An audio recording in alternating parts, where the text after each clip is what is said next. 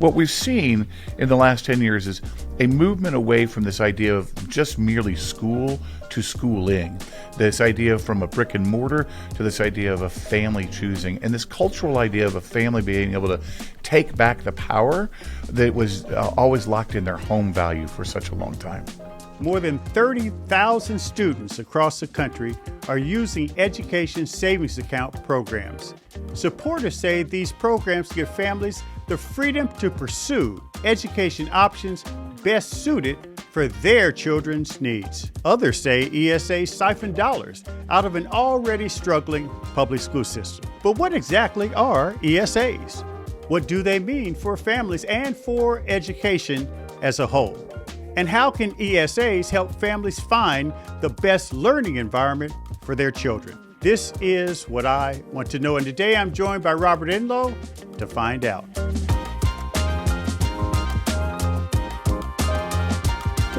Robert Enlow is the president and CEO of EdChoice. EdChoice is a nonprofit, nonpartisan organization that advocates for school choice. Prior to his work with EdChoice, Robert was an integral part of the Milton and Rose Friedman Foundation for Educational Choice. Today, Robert joins me to discuss what families need to know about ESAs. Robert Enlow, boy, it is so good to have you on the show. Welcome to What I Want to Know. Thanks, Kevin. I really appreciate you having me. So we've known each other a long time, and I want to talk about, EdChoice and the parent empowerment movement, ESAs. But first, because we know each other, I haven't really done research on you. And I decided I was going to do research on you. And so I found out that one of your favorite subjects was English literature. Yes, sir. And you had a favorite instructor. Talk about that, because I just didn't know that you had that in you, my friend. So I was very lucky. After going to public school, I got sent to a school out in Long Island, a boarding school out in Long Island, and there was a professor there named Russell Witherspoon. It was a wonderful, tall black man with these incredible tapered fingers that would just talk you through a story. And having literature taught by, I still get shakes thinking about Atticus Finch and the way he taught about that whole story, or the way he taught a separate piece and all this. It was Russell Witherspoon was a massive influence on my life, and I often think about him. He's, I think, now at Exeter, but he was an amazing man, and I love literature. And one of my favorite poets is Thomas Hardy, and he wrote a poem called Hap, which is a fantastic poem I encourage you to look at. Well, I will. And the reason why I was struck by that, Robert, you don't know that when I was at Wabash, my favorite professor, I had some great professors in political science, was a professor named Robert Harvey, who was in his 80s at the time, and he taught a short story class that was mainly made up of seniors, and he offered it at 2 o'clock on Fridays for 2 hours, and no one missed the class. Wow. And he would read short stories to us, and at the end of the day, our final exam was to write our own short story. And it was because of that experience that I realized I at least had a knack for writing. Mm. It's pretty powerful when you think about it. Yeah, it's amazing. I think I love literature. I wish all of our kids would know more literature, frankly. And I don't care if it's the classics or not the classics. I want them just to know more literature. Did that experience contribute your interest? You involved a little bit in politics. You involved obviously with Milton Friedman, but did that experience help sort of guide your foray, which became a career in education? So getting sent to a boarding school in Long Island in 1979 from Indiana, you might imagine what my nickname was. It was the Hick from French Lick, obviously. It was a shocking experience because it made me see that people were getting access to something amazing, but not everyone. And it struck me really early on that this just seemed patently unfair, right? And that we should not just by virtue of household income or housing have the access to this kind of schooling and these kind of teachers. And so from the beginning, I always wanted to start a boarding school for inner city kids. That was my dream. I'm glad to see that Seed has done that. It struck me that we've got to do something to change how we deliver education because of that experience. And so I've basically dedicated my life to trying to upend the nature of how families can access education. One of the forerunners in this and visionary thought leaders was Milton Friedman, and you worked with him. Talk about that experience and how that impacted. Didn't even really know who Milton Friedman was. It was 1996, and the president was a family friend, and I get this job, and I write a brochure, and our president goes, Robert, you're going to meet Milton and Rose for dinner, and they're going to go over the brochure with you. And I'm like, okay, that's fine. I'm used to it. I'm a social worker. That's what I've been doing. Can handle people. I get to the meeting, and it took me like 2 seconds to feel really small because of this guy's giant intellect. His first comment to me, Kevin, was, "Son, I think you need an English language dictionary." And and at that point, my heart fell. I thought I was getting fired, but it became a wonderful chance to get to know Dr. Friedman and his wife Rose, and they were intellectual equals and partners. I don't know if you know this, but they were married and together longer than the average lifespan of a man.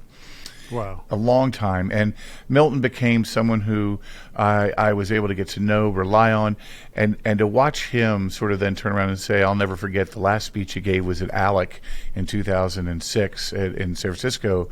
I asked him to do it, and he just reached over to me and says, okay, now what do you want me to say, Robert? And at that point, I was like, okay, so I've been very blessed to be with this amazing man, an intellect, and his wife, Rose. Based on your experience with them and then moving beyond as you work now as the CEO of EdChoice, you've been one of the nation's foremost leaders in educational choice, educational freedom, parental choice, school choice. It's been called different names over the years, but the basic thrust of it is parent empowerment, where parents are in a position to make sure they choose the right school that fits for their child or individual child or children. How have you seen the movement in EdChoice change over the last 10 years or so? So that's a great question, one that would take a little bit of while to unpack. And Kevin, to be honest, I think you're a hero in this movement too. I mean, I got to know you first in D.C. when we were going through the D.C. scholarship bill fight, and we didn't always agree on the policy, right, but we always agreed to be with each other and fight the fight for families together. Even when you guys were out trying to circle the building and stop them from coming in, which I loved. The thing that guides me and more, and I think we're getting back to this, so the child is not the mere creature of the state. That was the 1925 ruling in Pierce versus Society of the Sisters. And I think parents are beginning to realize that. And so what's happened for me in the last 10 years, in 2011, when Indiana passed its big, huge voucher bill here with Governor Daniels, we called it the year of school choice because families were getting more access to schools. In 2021, when West Virginia passed its ESA program, which is nearly universal, we called it the year of educational choice because it wasn't just about families accessing a school. It was about families accessing an educational environment that they can personalize, whether that's one school, two schools, computers, or curriculum like they have at Stride, which is amazing. This ability to customize. And this year we're calling it the year of universal choice because basically now 1 in 7 families, because of what these things are education savings accounts, families can choose to customize their child's education. So what we've seen in the last 10 years is a movement away from this idea of just merely school to schooling, this idea from a brick and mortar to this idea of a family choosing, and this cultural idea of a family being able to take back the power that was always locked in their home value for such a long time. Yeah, and I want to talk about education savings account, but before I do, one of the big challenges with the whole notion of educational choice and even the educational freedom associated with schooling or schools is, institutional. The school systems, school leaders, school boards have always said that this is a challenge to our core structure of American public education. How would you respond to that? Because a lot of superintendents are listening. Should they be afraid of the educational choice movement? No, I think they are the forefront of the educational choice movement if they're done right. I have heard so many superintendents, particularly in rural areas, say, oh my God, if my families had more freedom, if I had more freedom from bureaucracy and from the constraints of what the state puts on me at the budget level, if I had the kind of freedom to do what you guys are thinking about with the education savings accounts for vouchers, we would be doing so much. And I think that's right. I think there's a lot of opportunity out there for traditional school districts. Now, look, traditional school districts, not teachers, have got some challenges that they got to deal with, right, as we all know. And one of those is the very structure of the way they're set up. When you're set up where something is free at the point of delivery, where you have to go, and when you're forced to go to where they tell you to, it creates a little bit of a disincentive for families. Doesn't mean that the teachers aren't great. Doesn't mean the schools don't love their kids. It just means the way the structure's set up sometimes is challenging. And so, I think there's two opportunities here for school districts. One, they should embrace the idea of customization. They should do it better than anyone, and they can do it better than anyone because as school board leaders, they can do whatever they want, right? Basically, they have almost total power. And I think, too, they need to deal with the challenges just inherent in the structure that they have. But they're doing it, I hope, in some places. And I believe that school choice and the idea of educational choice or educational freedom will help them do that better. That's certainly what the studies say.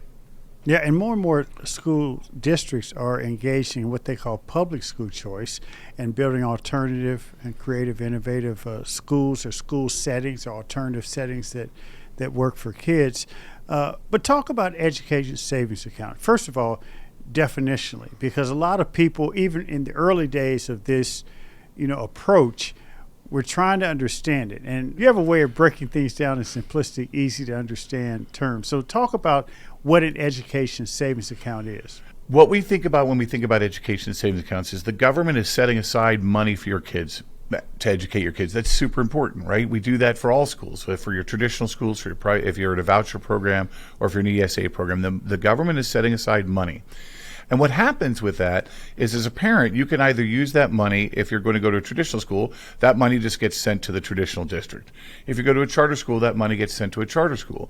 Or if you go to a private school using a voucher, that money gets sent to a traditional private school. What an ESA does is it says, we're going to put that money into an account and let you as a parent go and customize. And it's going to allow you to say, you know what, I love this idea of this curriculum from Stride, for example. Or I love to use the idea of mathnasium for my math. Or I love to use this idea of in-person learning through going to all of the museums in America to learn about everything, right? So this idea of customization where parents have the power over each single dollar is very new and it's very different. So what we then say about ESAs are government-funded support for families that they can use to customize and personalize the delivery of education for their children. Here's why that's important, Kevin. I'm a special needs parent, let's say, which I actually was, and my child can't thrive in a traditional environment. And in particular can't thrive in any environment, charter or private or public. But he really thrives by this wonderful therapy called horse equine therapy. Mm-hmm. Now, you would think to yourself, oh my gosh, horse equine therapy, why should I pay for that? Except it's really known to work for children with special needs. It's really valuable. So this parent can go and use that, take their kid to that therapy, and then come home and have a tutor help that child with English. And this is the power of the ESA programs. It really does bring the power back directly into the hands of parents who get to be the ones who decide. What stops ESAs, as you described, this customization, which clearly is important for many families and many kids, but what stops it from being the Wild Wild West? Great question. One of the reasons it stops it from being the Wild Wild West is because it all has to be done through a digital wallet. Right? You can't just sort of throw money around. I mean, someone has to approve the expenditures. Someone has to expend the expenditures, right? And so if you all do this digitally, right, it can't be used inappropriately if the safeguards are in place. So we know that because you're not spending money, you're not sending millions and millions of dollars into a fund that is used by a school or a district. You're actually putting money into a digital wallet that has safeguards that are actually probably safer than the way we spend money now in schools. Well, the first ESA legislation was passed almost 10, 11 years ago, and now we've seen an explosion of ESAs. Talk about where we are in terms of the availability of ESAs and what it means in those states. Yeah, so let me just give you some numbers because I've been working on these numbers. So this is the total country numbers. As of May 12th of this year, there have been 104 bills in legislatures relating to education savings accounts, vouchers, tax credits, scholarships, or refundable tax credits, right? So 104 bills. Of those bills, 87 of those bills were ESA bills. So ESAs are the kings of the world right now, right? Now, ESAs come in many different sizes, Kevin, right? So you have the Arizona ESA, which is very wide open. It allows families to choose from a wide array of different options, right? You have the Arkansas ESA, which is a universal ESA to be scaled up to everyone in the state will be able to access this idea of customizing their kids, and they'll be able to use it for therapies, for curriculums, for tutoring, for schools. And then you have Iowa, which is an ESA sort of with restricted uses, right? It says, hey, we're going to give these families a customization ability, but it's really going to be for private school tuition and fees and a couple other things to start.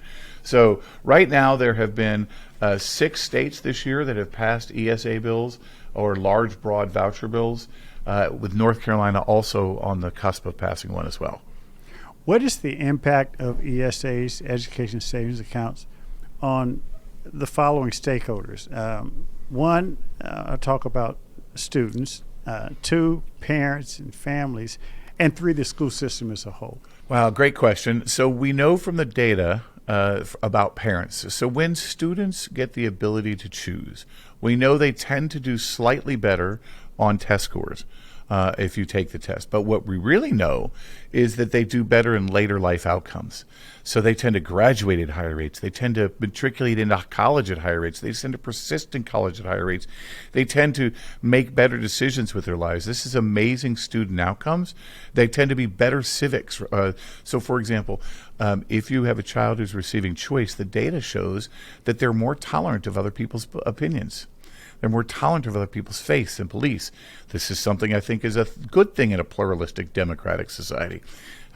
As for parents, the data is very interesting on this. We do data at EdChoice about when parents choose, what do they do differently. What they tell us and what we found is that they report to us that they communicate with their teachers more. They communicate with their schools more. They get them more involved in their kids' homework, and they actually vote more. So again, it's a positive democratizing effect.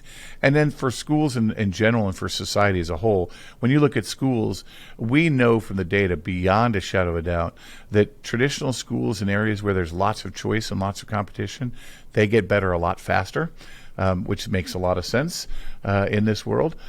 Because when you have a system that is a monopoly, and I use that term intentionally in this podcast because I think it's important to discuss the oppressive nature of monopolies, right? And by monopoly, you're talking about just the sort of traditional school district that is correct. Everyone is supposed to go to or historically correct. has gone And if to. you look at, well, I would encourage your listeners to go and read the history of how we got to this system of K-12 education. It didn't start in 1776. It didn't start in 1796. It didn't start in 1820. It started probably in like 1840 and then began to grow. And the father of the modern public education system was a guy who was a pretty avowed, he kind of thought that parents should be put in jail if you didn't force them to go to schools. In public schools. And so there was some history about our K-12 education system that I think people need to get educated on. And the reason I say oppressive monopoly is because we need to understand that systems get better when there's competition out there. Systems get better when families have more choices, right? Now, not universally better, not always better, but generally the environment's better. And then society as a whole. Look, Kevin, our studies have found millions and millions of dollars. And if I always say it this way. I have a kid in 3rd grade in Indianapolis Public Schools where I live. He gets $15,000 all in to go to the traditional school. That's through federal, state, and local money. That same kid gets around $8,000 or $9,000 to go to one of our charter schools. And that same kid gets $5,000 to go to get a voucher to go to a private school. Why did that kid end up being $10,000 less? What's wrong with that kid? Is something wrong with the kid or is something wrong with the way we fund and structure the system? I think it's patently unfair that we allow that, and I think it's really important to say that the idea of parental choice is a positive idea that will benefit almost every sector if you allow it to work. How will how does it all get managed? I mean, we talked about the Wild West example as it relates to ESAs, but there are arguments that more is more when it comes to educational choice or educational freedom. But others say that in some jurisdictions, less is more. How do you balance that? Well, first of all, you have to trust parents, right? I mean, if you're going to trust them, I've always laughed about this in a sad way. Education is one of the few places, it strikes me, as we don't really consider the interest of and the power of the consumer, i.e. the parent, in determining what product we deliver and how we deliver it. Right? It's very, very interesting. So the first thing I'd say about less is more and more is more is I think I would trust the parents and let them figure it out because I think they're going to be able to do it. I'm not sure that you need some sort of big bureaucratizing structure to solve a problem that I think families can help solve for themselves. Even those families who are often less well off. You hear this a lot, Kevin. You've heard this for years, right? And I don't know how you handle it. I know how I handle it, but it really annoys me. But when I hear people say, oh, poor people, they're just so difficult, they don't know how to make good choices. First of all, that I have many things to say about that, but the reality is that's just not true, right? The fact is poor families often, as Milton Friedman said, sacrifice wisely and disinterestedly in their children's future. And so we have to believe in families, right, as first and foremost. That's what I would say. What about the politics? Because all of this is shaped around the politics of education. There's the influence in the Democratic Party, the teachers union. But as you know, when it comes to the Republican Party, there's been the influence of rural legislators and the like that really they're trying to protect the institutions of education, school districts, jobs.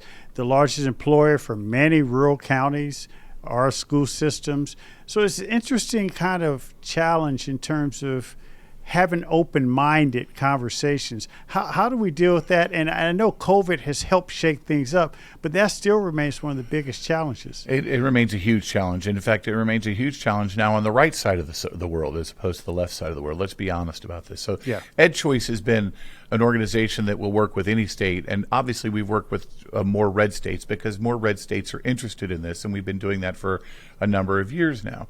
And it is true that more red states have passed school choice than blue states. It is also true that more red states have opposed school choice than blue states, right? This year, for example, Georgia, Idaho, and North Dakota, and possibly Texas have all killed school choice.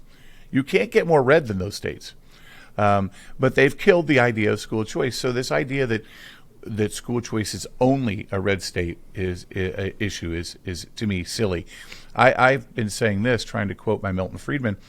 The idea that liberty is a Republican issue, or the idea that liberty is a Democrat issue, seems silly. The idea that liberty is a human issue, and if it's a human issue, then we have to work everywhere. So politics is real, though. So look, the reality of red states are that you have rural legislators who have been in place with the largest employers in their districts for many years, and that's just a challenge. Or in a place like Texas, they have over 1,100 school districts. 1,100 school districts. Think about that, right? My state has 292, and people think that's too many. I mean, the reality is you have a lot of structural things that go on in the Republican Party, much less in the Republican states. Now, that said, there are blue states that are starting to consider things like this. States like New Mexico, states like I saw an effort in Washington State this year, right? Now, is it going to go anywhere? Probably not. But the reality is you have to fight the fight for liberty for all, not liberty for some, not liberty that's red, not liberty that's blue, but liberty for everyone. And I think one way to do that is to have open and honest conversations where you can lower the volume and talk honestly. And as it relates to ESAs, what exactly is the overall benefit that you see for the community at large? Because this is one of the things that, opportunities you have to really deal with the misconceptions. So I love the way you just framed that in terms of how to have the volume go down. ESAs do that, and I'll tell you how. In the previous iterations of the idea of educational freedom, it was always about a building. it was always about school choice, right? And so it always pitted public schools versus a private school, or charter schools versus a private school, or charter schools versus a public school. It always pitted one against the other. What education savings accounts do is basically allow policymakers and superintendents and school leaders to basically say, my focus is a parent. I'm coming alongside a parent, and they're doing what they want to do. Because I believe every parent in my school district, every parent where I work, every parent where I live, has the freedom and ability to choose. So I'm merely trying to come alongside and empower a family. And I think that's super important in terms of how you take the rhetoric down. We're here for family choice. We're not here for school choice. And I think that's a tremendously important way to go forward. And that ultimately will benefit, I think, all of us. When you could see rural schools in Arizona benefiting from the ESA program, it's going to be, which we know is already happening, or rural schools in Florida benefiting from the ESA program. This is a positive thing. And by rural schools, I mean public schools. Mm-hmm. And so, or publicly run schools. You know, I always say this, right? They're publicly funded and government run schools, right? Or, and this is, I always make my joke, right? They're publicly funded, government run. Charter schools are publicly funded, independently run. Private schools can be publicly funded, privately run. Right. ESAs are publicly funded, parent run. And I think that's the difference. Now that leads to really the big question, and this is what I really want to know, Robert. How do you see ESAs impacting education in the future? And I say that recognizing that transition that you alluded to, going from the focus on buildings and school choice, charter schools, and moving into the purpose of schooling and how those funds are applied. The fact that there are 84 out of 107 bills around the country that are relating to ESAs, they've become more and more popular. We're going to see more and more legislation. What will be the future impact overall? Well, that's a great question, and one that will depend on a couple things. First of all, we need to be patient with the implementation of these bills because they're a unique thing that no one has ever tried before, right? And so, I mean, the closest iteration you have for this is literally Ma Bell or the cell phone industry, right? Cell phone industry or the airline deregulation. This is the closest iteration we have to that, and it took a while for those things to sort themselves out. So ESAs, we as legislators and policymakers and advocates, we really need to be patient with the implementation, right? And make sure that we understand that we're not going to know everything right away and how to implement these things. Mm-hmm. Two, we need to implement these things with competence. And I use that word intentionally because I think there's a lot of folks out there that are saying we can implement this stuff using, a one program off the shelf or another program off the shelf or another typical government bureaucrat style.